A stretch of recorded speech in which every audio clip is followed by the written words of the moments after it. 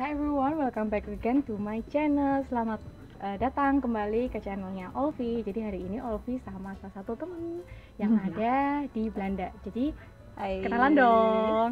Halo, aku Angela Elma, bisa dipanggil Elma, bisa panggil Angel, terserah. Ya. Aku aslinya sama kayak Kak Olvi, aku asli Yeah. Semarang. Sama-sama wong Jawa dari Semarang. Iya, terus aku di sini, aku lagi studi master. Sebenarnya aku studinya di University of Groningen di utara Belanda, agak jauh dari sini. Jauh sekitar sekali itu pucuk, hampir iya, temen. 3 jam pucuk. Ya kan? Nah, aku sementara ini tinggal di Rotterdam karena aku ada riset di Erasmus MC. Ya, jadi ini sambil makan ya guys. Jadi Olvi bakal sharing sama kalian, sharing sama temen-temen nih, karena Mbak Angel ini adalah salah satu student penerima beasiswa dari LPDP ya kan, penerima beasiswa dari LPDP dan sekarang sedang melaksanakan kuliah S2 di Belanda. Nah, buat teman-teman yang pengen tahu apa aja syarat dan lain sebagainya, nanti bisa banget chat di kolom komentar di bawah ya, jangan lupa nanti bisa tanya, nanti Olvi bakal kasih linknya Instagram dan blognya juga. Kebetulan beliau juga punya blog di salah satu ya kan blog ya, tapi belum update lagi nih. Oh, belum update lagi. Belum ada waktu. Jadi nanti teman-teman bisa langsung chat ke Mbak Angel Elma terkait dengan beasiswa LPDP, pengen tahu apa aja. Oke, sambil makan nanti Olvi bakal tanya-tanya ke dia. Pengen tahu kalau Mbak Angel itu gimana sih dulu kok bisa dapat beasiswa LPDP nih? Katanya kan LPDP itu kan ngeri banget ya syaratnya ya. Jadi kayak TPA-nya gimana? Ada tes TPA-nya enggak? Kemudian bahasa Inggrisnya apa-apanya gitu? Syaratnya syarat mutlak untuk dapat. Sambil diinget-inget ya karena lupa.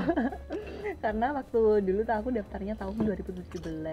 Nah, saat itu aku masih studi apoteker. Jadi udah lulus S1 tapi masih studi apoteker.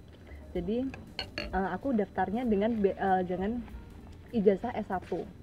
Jadi banyak tuh yang tanya, Kak bisa nggak sih aku belum lulus apoteker atau belum lulus dokter gitu, bisa nggak daftar ini LPDP? Bisa banget, karena kan udah punya ijazah S1 dan itu syarat mutlak. Ijazah S1 dari Universitas di Indonesia. Terus apalagi ya, tes bahasa sih yang penting menurut aku. Oke, jadi kalau tesnya bahasa pakainya apa? IELTS atau kalau luar negeri harus pakai IELTS atau TOEFL IBT. Oke, IBT ya. Kalau aku pilihnya IELTS. Kalau IELTS skornya harus berapa Mbak minimal? Tergantung. Kalau LPDP itu 6,5 minimal untuk master ya. Kalau untuk PhD minimal 7.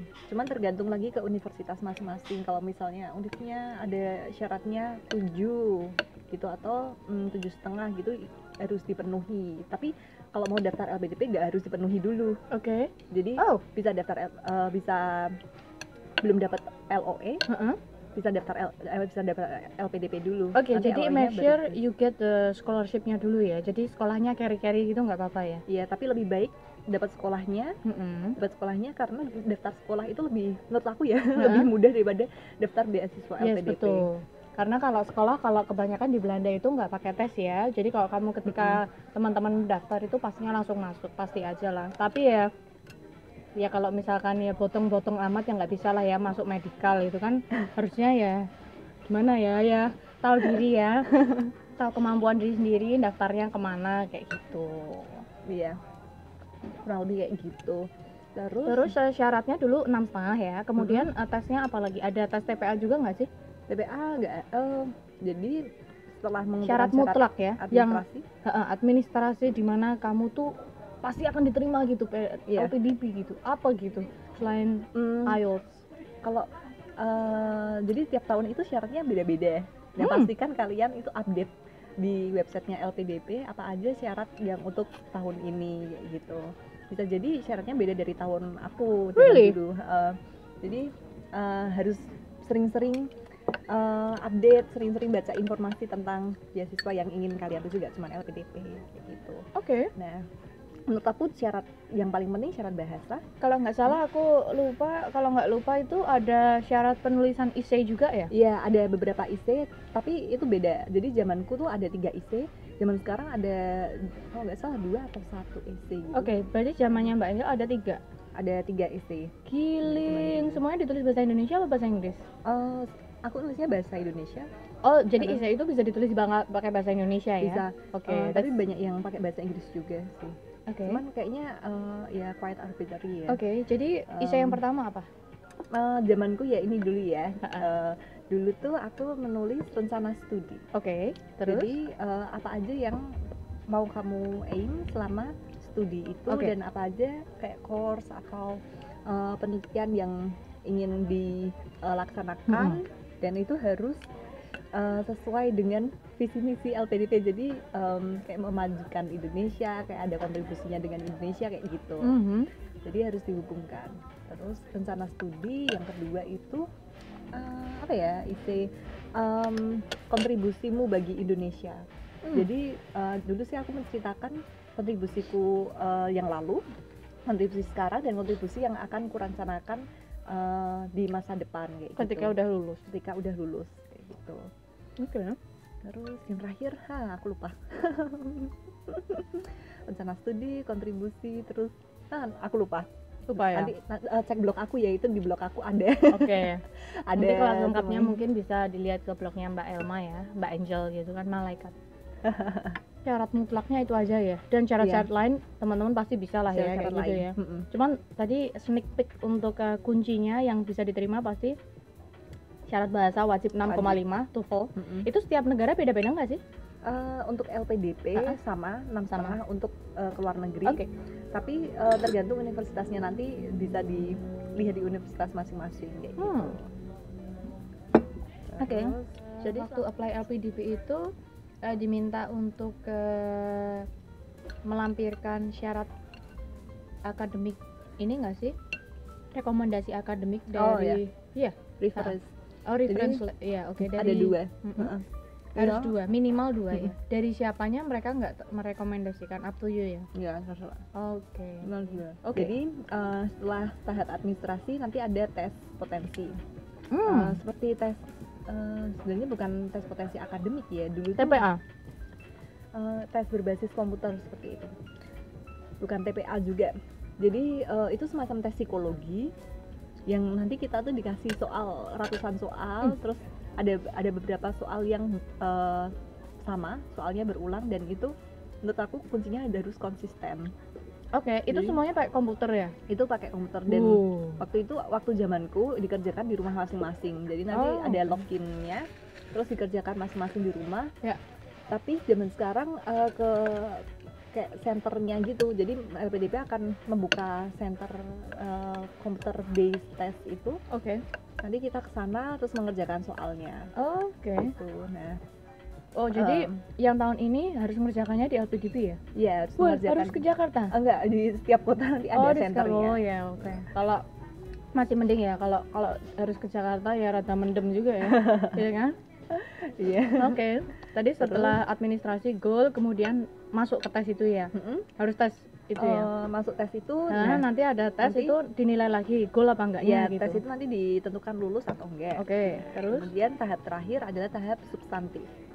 Nah, itu terdiri dari, kalau zaman aku terdiri dari interview, LGD atau leaderless group discussion, terus sama aduh aku lupa sih. Essay on the spot. Tapi sekarang itu hanya tahap substansi, hanya interview. Tapi interviewnya 2 kali. Ada interview pertama dan interview kedua. Nah, bedanya apa ya? Interview 1 itu yang bersangkutan dengan akademik kita, rencana studi kita, akademik, terus bagaimana kita bertahan di luar negeri dan lain sebagainya. Tahap kedua itu adalah interview kedua itu adalah ada dari, kalau nggak salah ini kewarganegaraan kita, ke nasionalisme kita. Jadi di situ interview about the nationalism character. Jadi untuk mendeteksi adanya radikalisme. Sekarang tuh banyak kayak gitu kan, banyak isu-isu kayak gitu. Jadi LPDP ingin menghindari menerima award yang tidak mereka inginkan, tidak berbasis Pancasila, kemudian nasionalismenya kurang gitu. Ingin dihindari hal-hal seperti itu kan. Nah, akhirnya adalah interview semacam itu mulai tahun 2018 atau 2019 kalau nggak salah. Iya. Jadi tahunku itu belum ada. Yang nge-interview siapa ya? Katanya sih dari BIN. Berarti bukan dari pihak LPDP-nya ya? Panitia recruitment. LPDP kerjasama dengan pihak penginterview, tapi kurang yakin juga saya pihak interviewnya ya. Oke, that's all. So that's it for the interview. Ya. Oke. Terus habis itu diumumin lagi nanti. Ya, diumumin itu yang akan keterima. Oke, itu habis interview pasti diumumin keterima apa enggaknya gitu ya? Pasti. Nah, selama interview itu pakainya bahasa Indonesia atau bahasa Inggris? Bahasa Inggris. Kalau untuk tujuan luar negeri pakai bahasa Inggris, dalam negeri bahasa Indonesia. Bahasa Inggris walaupun nyebut tentang Pancasila dan lain sebagainya itu pakai bahasa Inggris ya? Kalau yang ke nasionalisme itu bahasa Indonesia. Dengar-dengar ya. Ini bukan aku sendiri yang mengalami, cuman dengar-dengar dari orang-orang yang seleksi tahun 2019. Mereka pakai 2 interview itu. Jadi suruh nyebutin Pancasila sila 1, 2, 3, 4, 5 pakai bahasa Inggris juga nggak sih? Enggak ya? Gue kira harus nyebutin satu-satu ya kan? Kalau dulu Mbak Elma itu dapat beasiswanya dulu ya? Aku dapat beasiswanya dulu. Cuman saat itu aku udah coba daftar Groningen kan. Nah, terus masih dapat kondisional. Soalnya nilai IELTS-ku belum keluar. Terus habis nilai IELTS-ku udah keluar, aku daftar. Berarti waktu daftar LPDP itu tanpa IELTS bisa ya? Jadi daftar LPDP itu nilai IELTS-ku udah keluar, tapi aku belum ngirimin IELTS-ku ke Groningen. Jadi masih statusnya masih kondisional. Berarti waktu itu apply-nya nggak bersamaan ya beasiswa dengan sekolahnya? Nggak bersamaan bisa. Yang penting kalau kita sudah ditetapkan menerima nih beasiswa LPDP itu dikasih waktu berapa lama untuk sampai dapat sekolahnya? Aduh, itu ada aturannya sih, tapi aku lupa aturannya. Berapa lama? Kalau bisa sih secepat mungkin. Jangan sampai kelamaan, karena kalau kelamaan juga lupa LPDP-nya. Iya, lupa. Ya enggak ya. Ada yang dieliminasi. Oh ya? Jadi Sarina. Iya. Kalau misalnya kita udah kelamaan udah dapat beasiswa LPDP, kelamaan nggak dapat sekolahnya, itu bisa dieliminasi, cuman aku lupa periodnya tuh berapa lama. Jadi warning nih buat teman-teman. Jadi kalau bisa prepare cepet-cepet semuanya, kalau bisa imbang antara sekolah dengan beasiswanya. Wajib banget nggak sih ngehubungin promotor, cari promotor dulu atau enggak? Atau asal apply sekolah gitu, nggak perlu cari promotor ya?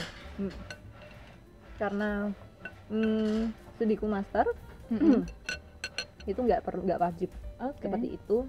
Cuman aku kayak zaman dulu itu biar untuk meyakinkan pihak LPDP-nya, jadi sebelum interview aku coba untuk hubungi profesor kayak gitu, terus cari apa ya, link-link gitu ya, link-link kayak gitu.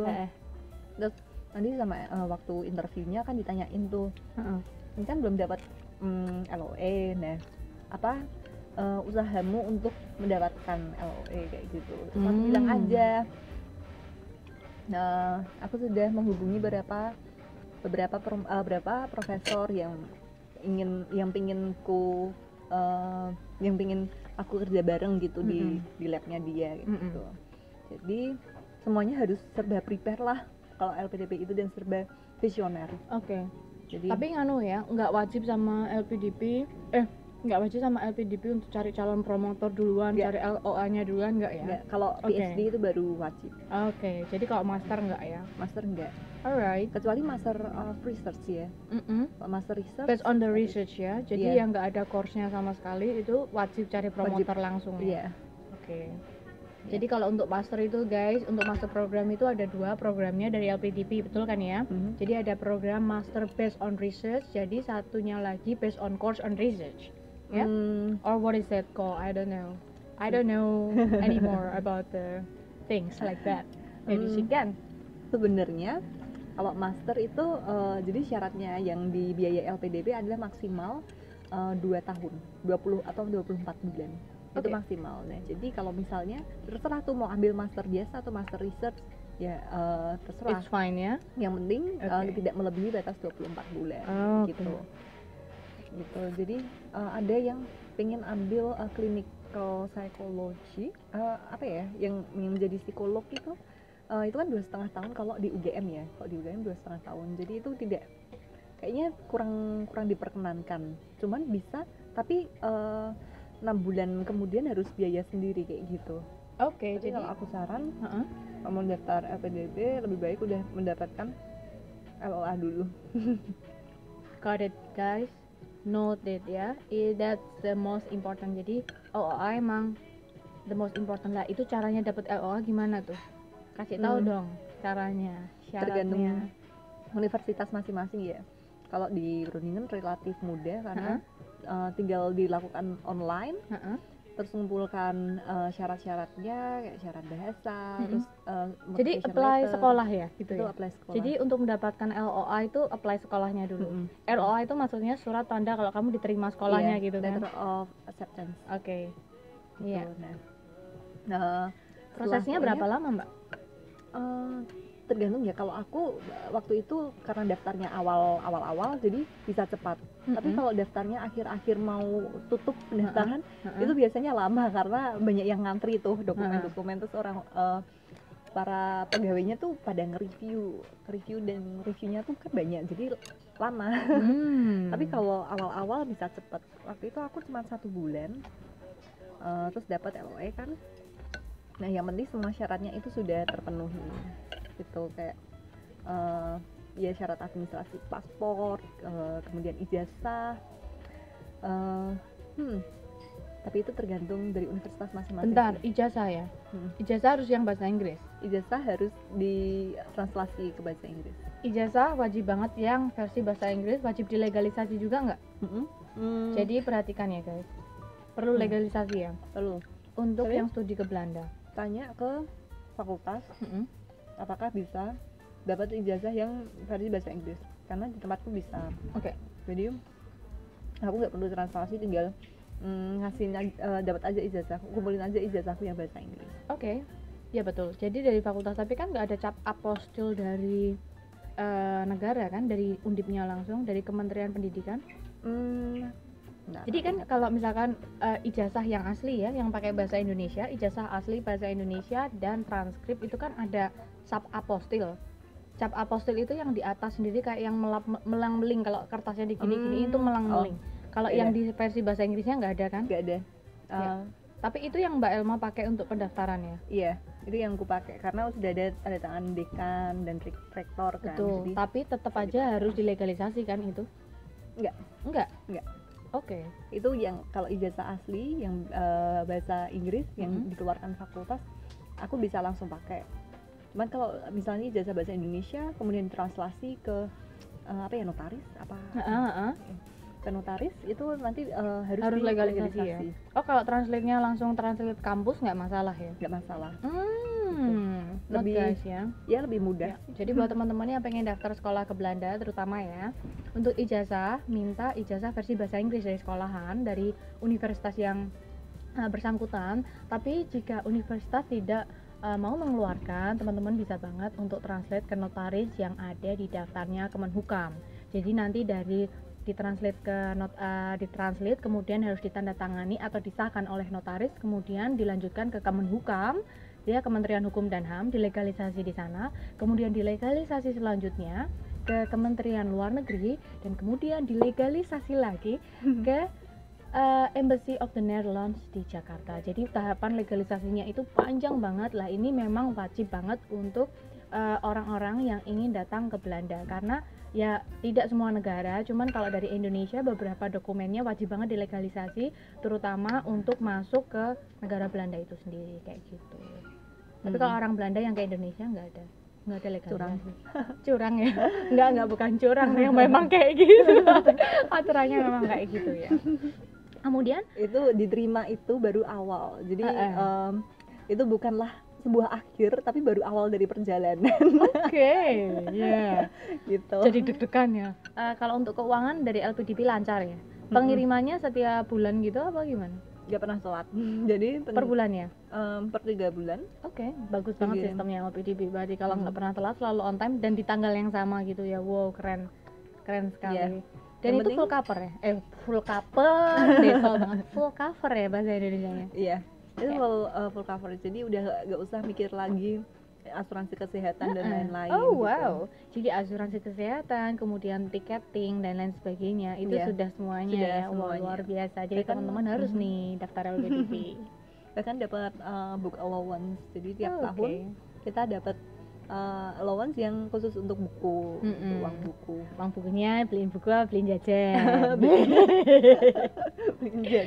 jangan buka rahasia di sini gitu ya kan. Kan waktu ini udah diterima gini tuh ada beban nggak sih dari LPDP, misalkan selain kuliah kamu harus melakukan kegiatan lain kayak gitu? Nggak diwajibkan, cuman kita kan ada namanya sistem monitoring dan evaluasi. Nah, jadi itu harus melaporkan kegiatan akademik akademik dan lain-lain. Cuman nggak ada wajib kamu harus aktif di bla bla bla gitu tuh, nggak ada. Yang penting nilainya bagus aja. Tapi kalau yang di dalam negeri itu wajib ya Oh, nggak tahu. berkontribusi dalam kegiatan sosial lain atau apa gitu? Oh, kurang tahu ya. Cuman Sejauh yang aku tahu sih. Oke. Tapi Mbak Elma selain kuliah ngapain ini di sini? Kerja part time gitu ya? Enggak. Makan full, jalan-jalan. Kalau kebetulan aku di Groningen itu ditunjuk sebagai lurah LPDP, jadi Bulurah. jadi yang mengurusi segala apa ya, urusan dengan awardee, menghubungkan awardee dengan pihak LPDP kayak gitu. Jadi misalnya ada yang uang allowance-nya kurang atau allowance-nya telat masuk gitu, nanti kita yang menanyakan. Tapi khusus bagian Groningen ya, Khusus kota Groningen ya. Iya. Iya. Oke. Tapi kan selain itu Mbak Angel ada kegiatan lain ya, kursus bahasa Belanda kan ya tadi kalau nggak salah ya?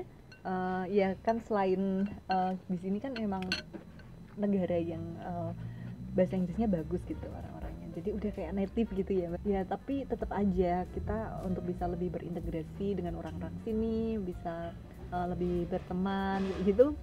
Aku memutuskan untuk belajar bahasa Belanda kayak gitu. Jos. Spreek je Nederlands? Een beetje. Kunnen we Nederlands praten? I'm not sure if I can. Canda. Sekolah dan belajar bahasa itu sesuatu yang amazing ya guys buat aku, karena itu pernah Olvi alamin sendiri dan itu tuh nggak mudah. Jadi harus membagi otak. Cabang A, B, C, D, aduh banyak banget. Wow, that's amazing. Terus kemudian untuk balik lagi ya ke cerita LPDP itu, nanti ada tentang monitoring dan evaluasi ya Mbak. Itu nanti ada nggak sih pihak LPDP datang ke Belanda gitu? Kalau dulu soalnya Dikti itu ada datang ke universitas untuk ngunjungin anaknya, oh you're doing fine, terus apa atau apa gitu. Kalau zaman sekarang adanya ini apa, meeting online. Okay, so they are not planning to come to Holland. Nggak ada. Mungkin tahun lalu ada, cuman aku nggak tahu. Ya ketika sampai diterima tadi,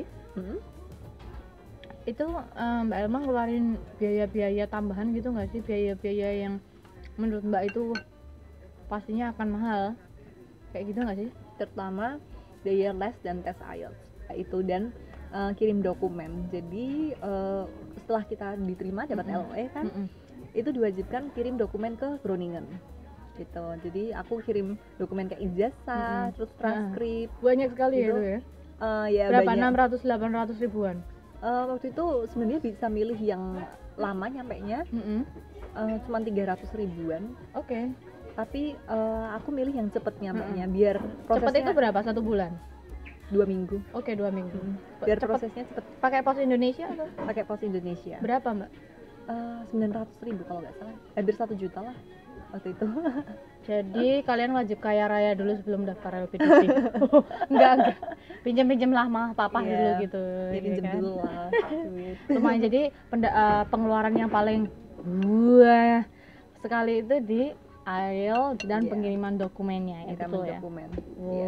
Jadi juga ini enggak sih preparasinya itu juga ada menyita banyak waktu nggak sih untuk LPDP? Investasi waktu juga.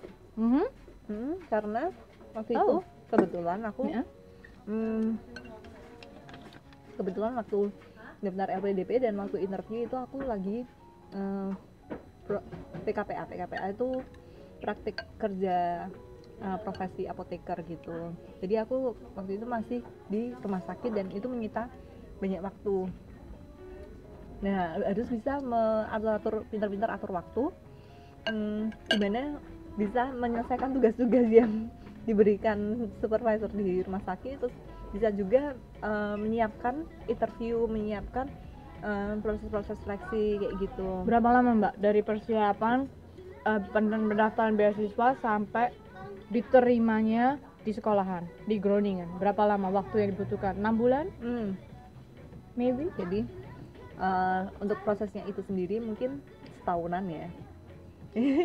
Jadi aku sudah harus melihat-lihat, waktu itu sudah harus melihat kampus mana atau beasiswa mana yang ingin dituju kalau kamu ingin studi lanjut kayak gitu. Ya. Ya waktu itu aku dari tahun 2016, dari aku semester 4 atau semester 5 itu aku sudah harus lihat-lihat gitu, tanya-tanya ke kakak kelas, lihat-lihat, oh ternyata ada nih LPDP yang paling oke, beasiswa yang paling oke. Terus kampus mana aja yang di cover LPDP itu aku sudah lihat-lihat dari jauh-jauh sebelum aku daftar. Terus kemudian harus bisa merencanakan gimana caranya lolos tuh dari LPDP dan gimana caranya aku menyelesaikan diri menjadi pribadi yang diinginkan LPDP gitu. Kayak cari pacar ya. Harus perfect ya, menyesuaikan diri sesuai dengan apa yang tipikal pacar kita gitu kan. Nggak ngerti lah ngomong apa ini, nggak penting banget. Oke, jadi waktunya 1 tahun guys ya, jadi prepare-nya kayak gitu. Luar biasa lah. Itu ada syarat publikasi nggak sih? Harus diwajibkan publikasi berapa kali gitu atau minimal berapa gitu? Enggak. Nah, kalau master enggak? Master nggak ada. Oh wow, enak sekali. Tapi kamu pengen tulis ya?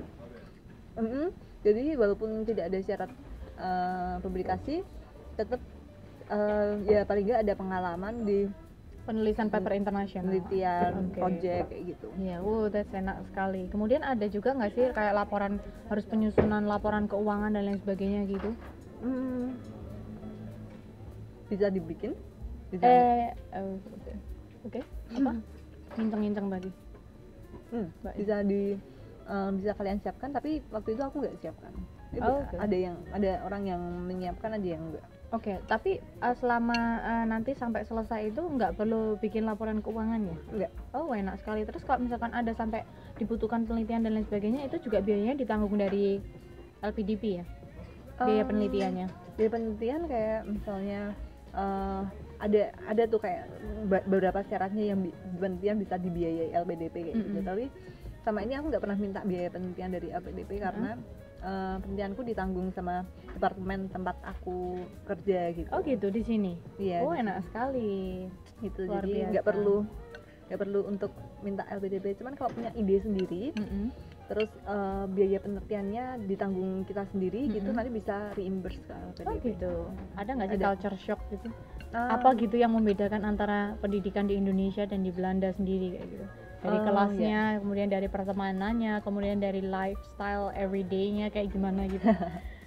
Kalau di kelas itu pastilah ada perbedaan dengan di Indonesia. Jadi kita kan di Indonesia tuh khususnya ini ya, bidangku ya di farmasi atau medis gitu, kita selalu menghafalkan. Jadi jarang untuk berargumen kayak gitu. Nah di sini itu wajib banget untuk bisa berargumen. Tawuran